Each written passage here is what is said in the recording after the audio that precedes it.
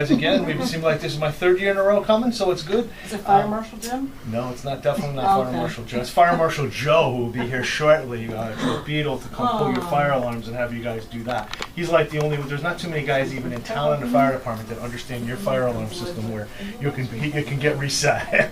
So yeah. So here's what we're going to do today: is we're changing it up a little differently. What we're doing is actually going unit to unit versus doing the whole PowerPoint and the whole thing there. And there's some good value to that. We're actually looking at like oxygen shutoffs. How do you, most of the time people have never really looked behind there and what do these valves look like, and looking at, where are your fire alarms and what happens when that happens, talking sprinklers and that kind of stuff. So the same response is always race, right? It's always going to be the same. It's always, and it's the same deal. So when we talk about a fire here, it's the same thing. Rescue, we will get people out of harm's way. So if you get a fire that you say you stumble upon, you walk down the hall, you find a fire. First thing we're yelling for code words are what? What's your code word for fire? Code red. Code red. That may be changing. Did they tell you guys that? Yes? Plain language. Plain language is what Hartford has done for a while. They actually rolled it out system-wide, and you guys were the last acquisition, that's why you're kind of catching up with that. But I got to tell you, I do this stuff across the country, and they're really going to plain language. Where that really came from was really the active shooter. Think about it. You get an active shooter and you yell code silver and you're on the floor and you're sitting there and you're going, what the heck does that mean? If you're a family member, right, specifically? Well, if I hear active shooter and they're telling me it's right out here, I'm either going to do one of two things. I'm going to either say, see ya, and leave whoever I'm visiting, or I'm going to get up and at least go close the door and hide behind the door and maybe even try to barricade it, right? Do something. But you're going to do is you're going to react. And that is what they're really trying to get people to do is to react to that. So that is really why you're seeing a lot of plain language go. And the other challenge is, I ask people, well, most of them get code red, most of them get PERT, most of them get, code blue, but you start diving into a little more of it, people are, they're looking and they don't even have the right one. Or I asked specifically a guy yesterday, he's training for radiology. He's been in 3 different hospitals. And I'm like, for like an external emergency, tell me what they are. And he had all of his name badges on. He's like, well, here it's this one it's this one, and this one it's this one. A little confusing, right? Especially for somebody like him. Nothing's consistent. So that's why we're going to see us going up. And that'll be rolling out pretty soon for you guys. So let's go back to race. We find this fire, you start yelling code red. We get in there. Our main objective is when that happens is to do one of two things. One, we need to get the people out of harm's way, so get them out of that room. 2, if you're up here and you hear somebody screaming code red down that end, you want to certainly go and make sure that we're getting that alarm pulled. So where are your pull stations here? Where are they? Near the exit doors. Always near an exit door, exactly. Guess what? You go out to dinner tonight, grocery shopping, guess what? Always near an exit door. So here, and sometimes, depending upon, they may even be up near your nurse's station. Sometimes in healthcare, they'll build them that way and put them right there for you. But the bottom line is when you hear somebody yelling code red, I just really want you to pull the alarm.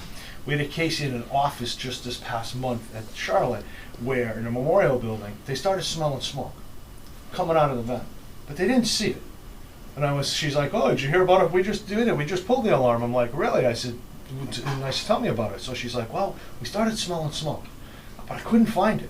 So I said, so did you just run right over and pull the alarm? She's like, oh no, I did a poll and made sure that the majority of us said yes, so that's what we should do.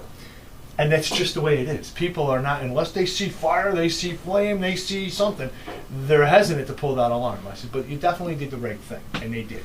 It was actually small wires that were up inside, up in the roof. They were doing some work, and it got sucked in there, and they had an odor traveling through and filled up the whole 3rd floor.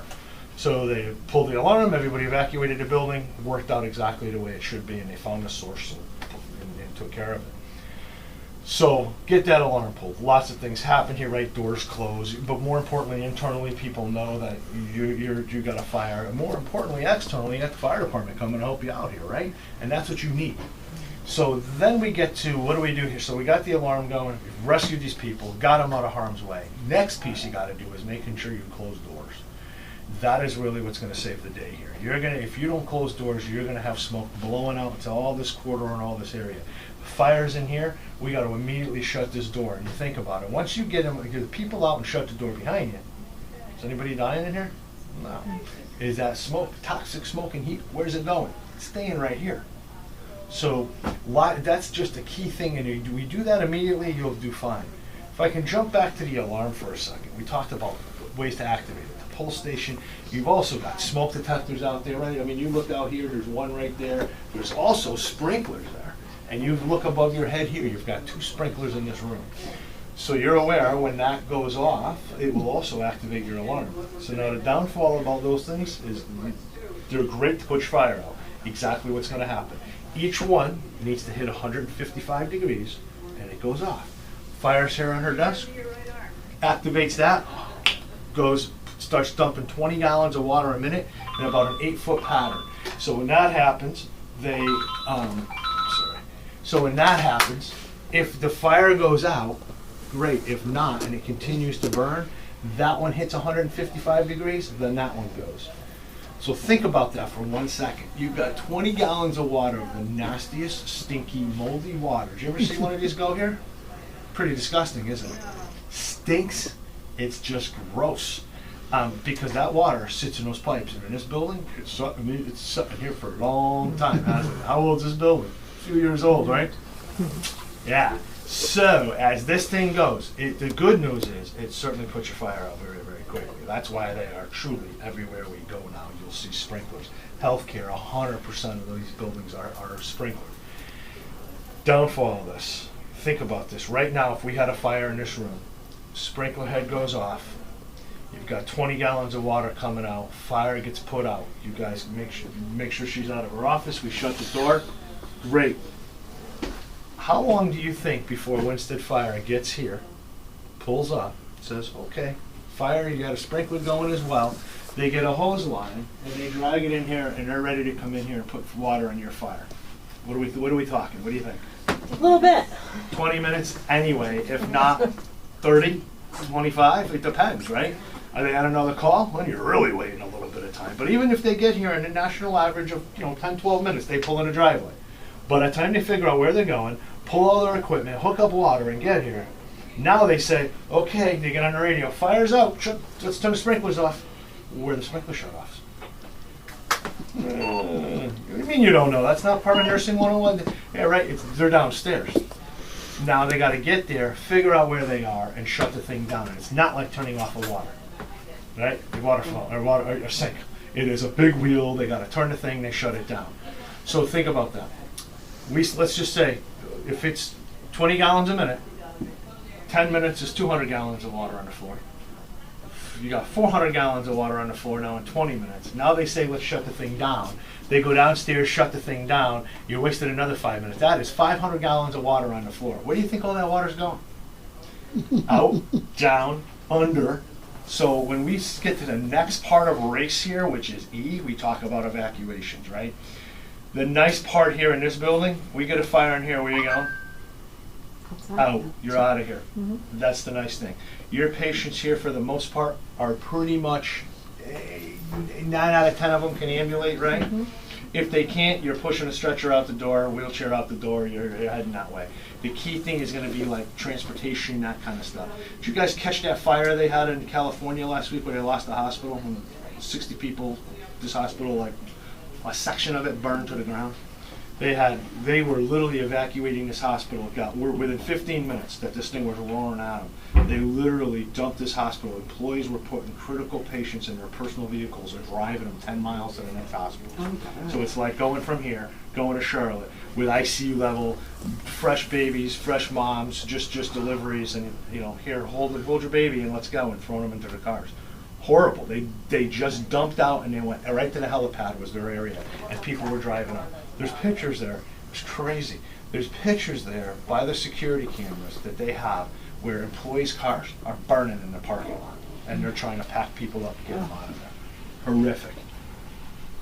You guys are heading right outside. That's your biggest thing. Get out there, wait, fire will get in here. Your area that you're going for is going to be in that little alcove when you come out of here, right? Mm-hmm. Whoever's in charge needs to truly get a head count. You got a lot of different departments here, but what we really need to do is say, do we got everybody? So the question just came up in one of the offices, is saying, hey, listen, how do we, is there like, it's not like we don't have a schedule kicking around until we can do like an attendance list. You know, like in school, they always did that, right? Well, it's difficult to do. So I always tell people, you know, what I told them, go by your cubbies. You got a bunch of cubbies here. Who's your neighbor? Is your neighbor there? Well, no, they're not in work today. Okay, fine. But I haven't seen them. Or, oh, she's on a call, so we know she's good, right? That's kind of what you want to do. And do that with all your different departments once you get out there. Just make sure you got everybody. Small group here, so it's helpful. Other key things that you have here, you have door marking systems, right? So you guys have a door marking system. Really important that we do this, okay? You get a fire in here, easily you can get to 400, 500 degrees. If you get this desk going, there's a lot of combustible here, right? And when you think about it, this wood, it's typically the, you know, and the cabinets over here, and the cabinets over here, and all the other stuff that's on here. It is a particle board type of wood. It's not like, you know, they didn't give her a nice granite top or a nice solid oak desk. And when this stuff burns, Walmart. yeah, right, exactly. When this stuff burns, like that whole table there, that's a Formica with just a particle board underneath it. When that stuff burns, it's bad. It's the toxic smoke. So if this room gets hot and filled with toxic smoke, you really can get into trouble. So we have this door tag that this goes on, and truly this is listed, this is on here, this is your fire door. Nobody opens this door up, it's the fire department with the right gear on. If you've evacuated the room, put the tag on behind it like that, so it sits there like this. And I do like the way they cut all these tags here for you guys, so as you look at that, you know this room is empty, and there's nobody in it, and this is your fire room. The room, you know, and as you're evacuating these rooms, you can certainly go through and throw these tags on. That is what's in your procedures. The reality of this, if you're evacuating the whole building, this tag certainly needs to get on your fire room. So the fire department, you come in here, take a left, you're coming straight through, and you'll see the red tag that's on the door. Everybody else is out. That's certainly acceptable, especially with limited staff on your evenings or something that you might have. But that is just really important. I'll tell you why that's so important. You inadvertently open up this door, and if you know, you don't know this is the fire room and you just open this up, here's what happens to you. You get walloped in the face with all this smoke. Toxic smoke, as I said, and you can have temperatures in here of easily 400 or 500 degrees. And the smoke, it's all carbon monoxide. So you can, I've seen this, the NFPA, the National Fire Protection Association, they put this video out about a year ago where they simulated a smaller apartment, 2-bedroom apartment. They lit the couch on fire in the living room. They shut a bedroom door tight, sealed it, locked it, and the other one was left open about an inch. The smoke comes in, fills this whole place in. And the door that was open in that bedroom, midway, temperatures were 500 degrees, and they had a carbon monoxide level of 6,000 parts per million. To put that in perspective, your carbon monoxide detectors at home go off at 70. And you had 6,000 parts per million in there. You survive in that fire? No way. Here's what happens. You open up that door, you get hit in the face with that. And 9 out of 10 times when you get hit in the face with smoke, it's just like when a car pulls out in front of you, you jump on the brakes and then do what? Now you just suck that in. So now you're dealing with high heat and smoke. And what happens to your airways when you get that heat and smoke? It just swells up. So here's how these people present. They're on the ground, typically on the ground, screaming in pain because their eyes just dried out. It's like sandpaper every time you blink your eyes. Then you're drooling all over the place and can't breathe because your airway's swelling up. So if she doesn't get in there and intubate you real quick, that's where you're going to Oh, no, I'm bringing in the tree. Yeah, there you go. Right? Exactly. Totally. Seriously, that's how people die in these fires, is the heat and the smoke. I've been a medic for pushing 25 years. I can count on one hand how many fires I've been to, and the cause of death when these people died in fires were burns. It's the smoke is what puts them down. They may have burned because the fire got to them, but trust me, they were down way before that fire got there. It just is really what happens. So that's why it's so critical. This thing gets on that door. So this way, when the fire department gets here, you ask any fireman, it's a great job because what can they do and get away with it? Bust stuff up. They will come in here and bust out these windows, put a big fan in there, and get all this smoke out of here. They love it. Fire is a good thing because they can just trash your house and get away with it. And they do a great job at it. Really, right? I mean, it's just the way it is. So, Holes. oh yeah, they just punch holes in everywhere, pull all this thing. That's just what they do because they're trying to, it's called getting extension, getting rid of all the stuff out of there and making sure there's no fire behind the walls. So, that is our mission here. Couple other things that are important here. So we've got our door tags. What else do you guys have that's kind of unique to a healthcare setting that most people don't have? Oxygen. Medical gases, right? And all that's still operable here? Medical, so what do you got? Suction, you got oxygen, you have medical gas. So typically what will happen is it will be fire saying, I want to shut that down. And it's whoever's in charge gets, and you guys know, you may have respiratory here, but it's not like in the hospital where they have vents going. And typically what we say there, it's respiratory and the charge nurse saying, okay, we can shut that down. Because all of that oxygen is truly labeled. And it will tell you what rooms you're shutting down. Have you guys ever seen and looked in that panel to see what that is? Not really? Come with me, because there's one right here. So as we look at this,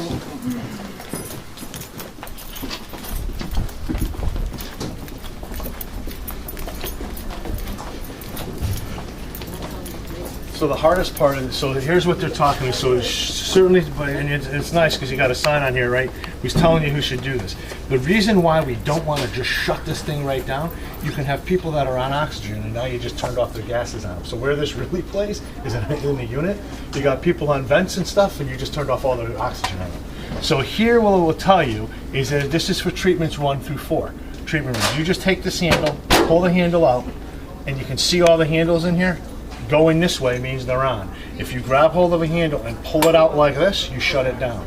If you go to shut one down, shut them all down. So literally take a handle, pull them all, just throw this thing over here, we'll put this back up later. All right? This shuts down just treatment rooms 1 through 4. You're gonna have more as you go around the corner or wherever else they are, so you can shut those down. Do you wanna sneak by? All right. It's important to know where this is because truly what happens is, here's where you see this, and we don't see it often, but it's happened. It's more, not so much an emergency with fire. All of a sudden you get an alarm and the thing's leaking. It's leaking in the wall somewhere. And now you gotta shut this thing down. That happens more than more than when the fire department says we gotta shut it down because you got flames blowing out of it. That rarely ever happens. All of a sudden the thing alarms and you're losing oxygen. You got to be able to come in here and shut this thing down. And then what? Again, if you're portable oxygen, move them, put them somewhere else, or you're shipping them back to Charlotte kind of quick because you don't have medical gases in there. Has that ever happened to you guys before? You ever lost medical gases? No? That's a good thing. Yes? You've been around here a long time, huh? Yeah. Too long. Yeah, so that's truly can be an issue for you guys, and it's really when we look at this, and they're all labeled up. So oxygen 3, where so air gas 3. So this is just called. This is 3 where it's called. I guess it was some ED rooms here at the time, but right now we're not using those. Maybe that's what they were up here, but they're just calling a treatment room 1 through 4 now. Other things that you're going to have that you could potentially have issues in here going on with it is what? Well, for the most part, your doors, are all going to close. They're all on magnets, so when the alarms go, that's going to give you, and that just truly gives you some time. You have doors in here, you have walls in here, but who knows if they're still penetrating or non-penetrating. That's why we just get you out, and it makes sense to just get you out. Only thing it kind of sucks when you're doing that, you guys don't park up here, right? You're parking down below. Yeah, so it's cold and rainy day like today. You do what you got to do. But very quickly, once the fire department gets here, and if the fire's in the back, and you're like, "Listen, can I bring my folks in and just stand in the lobby?" I'm sure they'll let you.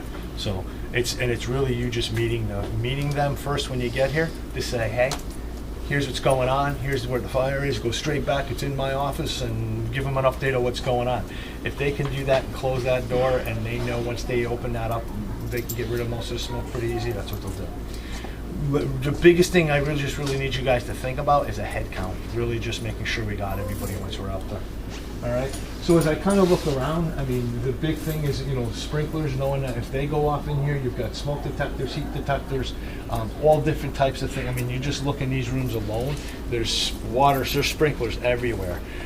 Nowhere those, like your evening person to not be able to say, they should at least know that the sprinkler shut-off is downstairs and where kind of it is so you can direct the fire department in there. Not a bad idea to do with your staff, just so everybody knows. It just saves you time and a ton of money because it just makes such a mess. You think about that, how much is coming out of there. 20 gallons a minute, a lot of water. So, so that's pretty much your race. The last thing I want to do, and we can do it right here just because there's one right here you don't have to. And also, like I said, an exit, right? So exit door and what's right here. pull station. You grab these pull stations, and yours are a little bit older style, but they still work. Is just grab, hold, pull straight down. Do you have any covers on any of them here? The big plastic covers that go on? Probably not. You see that a lot in the hospital, especially certain units. But there's the plastic covers because people like to just go and pull them and not kind of sure what's going on. So you mean like up at the pediatrician's office upstairs? Yeah, that yeah. kind of thing? Sometimes they'll have them there. I just saw some in actually in one of the psych areas. They had that in their, in secure dementia units. They do that all the time in nursing homes because people just walk by. There was this one nursing home I was just in Massachusetts last week. He's like, I put the covers on. It was an old fireman, and he just walks by all the time and pulls it all day long. Thinks it's great. So now they call first. No, it's the same guy, But so anyway, fire extinguishers. This is an ABC, yes, ABC type extinguisher. Utilizing an ABC extinguisher. Why we have these here is because you can use this on absolutely everything in this building. To use them, we use the acronym PASS. Pretty simple, right? Grab hold of this pin, but this is the pin I need you guys to grab hold of. Go forward with it, snap this little plastic tab off and pull it out. People at times forget to pull this pin and they literally squeeze this handle so hard it bends inside here. Take the pin, pull it out. Grab hold of the handle, aim at the base of your fire, squeeze this handle and sweep back and forth. Now let me ask you this. How many of you guys have seen one of these go off before? Big mess or little mess? Big mess. Ooh, man. So think about we're in her office and we've got this fire going in there. But actually, let me back it out. Not even do that. Let's do it in a treatment room. So you're somebody in here who's got a shortness of breath. You think of a hospital setting, right? Most of these units, half of the people are respiratory compromised in some fashion. Now you get this fire going, and the only true fire we want you guys to put out is a small contained fire. So what's that? Trash can, right? I can't think of much else that's not, really, because I tell you, anything else really gets going, you're gonna have so much smoke. I just want you to get the people out and shut the door. Let the building work for itself. If sprinklers will go off, it will put it out. But I tell you, you get into a treatment room that is not that big with a trash can fire, because think about your trash cans. What are they? Plastic liner in them. And if I go to any of these trash cans, I bet you 9 out of 10 things in there are gonna burn. So now you've got this nasty, toxic smoke pouring out in a treatment room with somebody that's got a shortness of breath anyway, and then you come in here with this. And when you go in there, you're gonna blast this thing off in here. You've got dust everywhere from this product that comes out of here. It covers, it sticks like on everything. It's like a big magnet. It does a great job to put your fire out, but it does make a big mess. So your objective is to get the people out of there first. Pull your alarm. So you pull them out of the room, we pull the alarm, and we head out the door. As you're doing that, and it's a small enough fire, and then you can try to put that trash can fire out. If it's one of these big, like the sharp bins in there, the big boxes full, don't try. You're really going to get overcome very quickly in a small room like that, dumping that whole thing off in there. All right, so just when we use extinguishers, our biggest goal is small, contained only. Get the people out, and then pull the alarm. I need help. I have 2 1.5-year-old twins. Oh, great. But I'm done. Questions for me? Sorry. No, No, you're we'll good. help you. Patients come first. Lynn, we can help.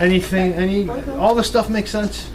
And that's really why we kind of come in here talking about this thing, right? How does this thing work? How do you do it? I don't want you trying to look at this and going, well, which way? Because it's not like there's big arrows telling you to shut it off. There's not. So just to be able to do that, and just knowing kind of your building layout, where you're going out there, and then just extinguishers themselves. The ones that are out back, there are a few that have been shut off, and they are labeled as such. Okay, good.